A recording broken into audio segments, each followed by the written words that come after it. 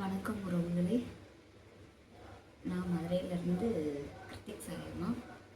இன்றைக்கி நம்ம என்ன பண்ண போகிறோம் அப்படின்னு பார்த்தீங்கன்னா, சோயா பீன்ஸ் தான் மசால் பண்ண போகிறோம். சோயா வாங்கி ஒரு 1/4 கிலோ சோயா வாங்கி உரிச்சு எடுத்து வச்சுருக்கிறேன். உரிச்சு எடுத்து கழுவி எடுத்து வச்சுருக்கிறேன். இந்த தான் இப்போ அரைச்சி மசால் பண்ண போகிறோம். இதுக்கு அரைச்சி தாளித்து விடுறதுக்கு தேவையான பொருள் என்னென்னு பார்த்துடலாங்களா? அரைக்கிறதுக்கு வந்துட்டு சோம்பு, இது வெள்ளைப்பூண்டு வந்து ஒரு 3 பல் பூண்டு நறுக்கி வச்சுருக்கிறேன். 1/4 இன்ச்சு இஞ்சி, அரை ஸ்பூன் சோம்பு, ஒரு பெரிய வெங்காயம். இது 4 பொருளையும் தண்ணி விடாமல் அரைச்சி எடுத்துகிட்டு வர போகிறோம். தண்ணி விடாமல் அரைச்சி எடுத்துகிட்டு வந்து தாளிப்புக்கு வேறு எதுவுமே இல்லை உறவுகளே, இது மட்டும்தான். சோம்பு மட்டும் தூள் போட்டு தாளிக்க போகிறோம், அவ்வளோதான். இதை வந்து தண்ணி விடாமல் அரைச்சி ஃபஸ்ட்டு எடுத்துகிட்டு வந்துடுவோம்.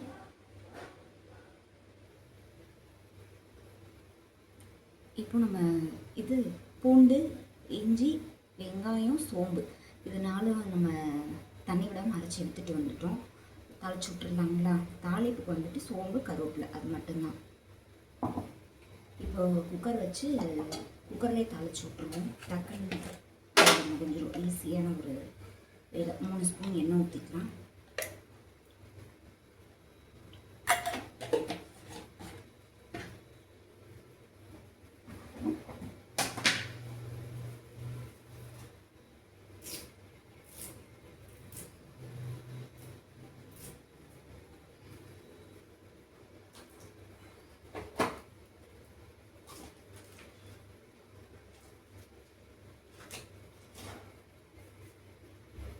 இப்போ எண்ணெய் நல்லா காஞ்சிருச்சு. இப்போ நம்ம தாளிக்கிறதுக்கு வந்துட்டு சும்மா ஒரு 4-5 சோம்பு,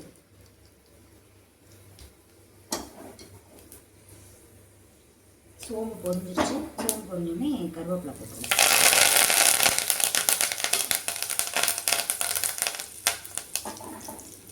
இப்போ இந்த அரைச்சி வச்சதை இதில் சேர்த்துடலாம்.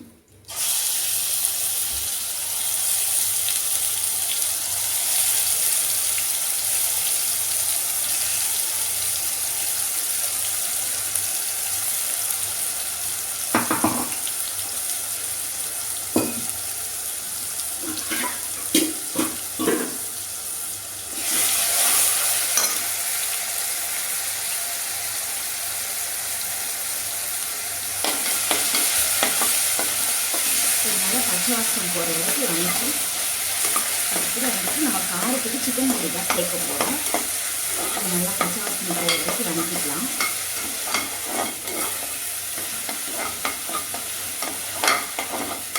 குக்கரில் தாளிச்சிட்டு வச்சோம் அப்படின்னா, அளவான தண்ணி வச்சு பயிர் வேகிறதுக்கு ஒரு 4 விசில் விட்டு வச்சோம் அப்படின்னா டக்குன்னு வேக முடியும். இது வந்து நல்லா வெந்தும் வந்துடும் பயிர். பாத்திரத்தில் தாளிச்சு விட்டு வச்சோம் அப்படின்னா கொஞ்சம் பயிரும் எடுக்கும். சீக்கிரம் வேக முடியணும் அப்படிங்கிறதுக்காக நம்ம குக்கரில் வச்சு விட்டுருவோம். இதை வேக வச்சு தாளிச்சு விடலாம், அப்படின்னு செய்யலாம். நான் வந்துட்டு தாளிச்சு விட்டு அப்படியே பயிரை போட்டு விசில் விட்டு அப்படியே இறக்கிடலாம் அப்படிங்கிற மாதிரி பண்ணிட்டுருக்கேன்.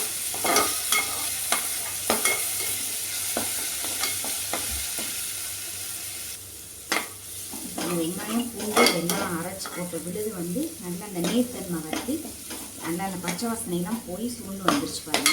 இதில் வந்துட்டு நம்ம சிக்கன் பொடி சேர்த்துக்கலாம். 1/4 கிலோ பயிர் எடுத்துருக்கிறேன். சோயா வந்து 1/4 கிலோ சோயா, அதுக்கு ஒரு 3 ஸ்பூன் அளவு சிக்கன் பொடி போட்டுக்கலாம். உப்பு வந்து சேர்க்கலை. உப்பு வந்துட்டு இந்த பொடியிலே இருக்கணும் அப்படிங்கிறதுனால நான் உப்பு சேர்க்கலை. நீங்கள் வீட்டில் அரைச்ச மசாலா போடுற மாதிரி இருந்துச்சுன்னா உப்பு சேர்த்துக்கலாம். இப்போ இந்த சோயாவையும் போட்டுருவோம்.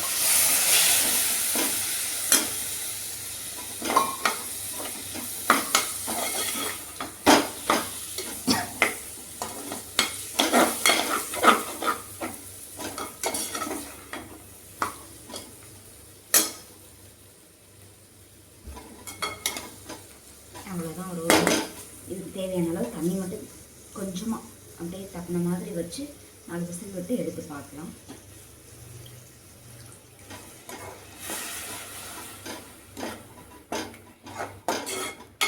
இதுவே கொஞ்சம் கூட்டு மாதிரி வேணும்னா இந்த பதத்துக்கு வர அளவுக்கு நம்ம தண்ணி இன்னும் கொஞ்சம் எக்ஸ்ட்ரா வச்சு அது வெந்து வர்றப்போ நமக்கு இந்த அளவுக்கு கிடைக்கும்.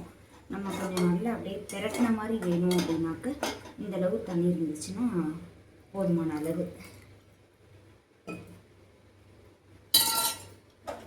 அவ்வளோதான் ஒரு வழி. நம்ம மூடி போட்டு இது பண்ணி விட்டுருவோம். 4 விசில் வந்ததுக்கப்புறமா எடுத்து பார்க்கலாம். மூடி வச்சாச்சு. 4 விசில் வந்ததுக்கப்புறம் எப்படி இருக்குது அப்படின்றத பார்ப்போம். இப்போ 4 விசில் வந்து அந்த ஸ்ட்ரீம்லாம் போயிடுச்சு. இப்போ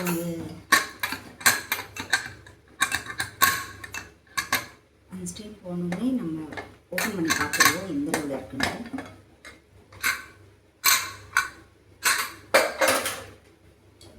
தண்ணி அளவாக தப்பின மாதிரி வச்சதுனால கரெக்டாக இருக்குது பாருங்கள். அடுத்து நம்ம வந்து இது பண்ணணுன்றது தேவையில்லை, அப்படியே பெரட்டி மட்டும் விட்டு எடுத்துடலாம். எண்ணெய் பிரிஞ்சு நல்லா வந்துருச்சு. பிடிக்காமல் கரெக்டாக இருக்குது பாருங்கள். பயிரும் நல்லா வெந்திருக்கு. பயிரும் நல்லா வெந்துருச்சு.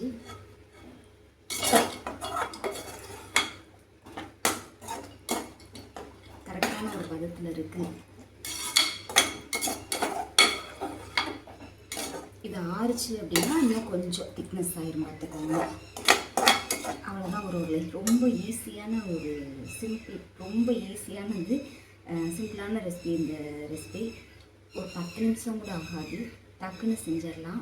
நல்லாயிருக்கும். தயிர் சாதம், லெமன் சாதம், சாம்பார், இந்த மாதிரி சாதங்களுக்கெலாம் வந்து நல்ல ஒரு காம்பினேஷனாக இருக்கும்.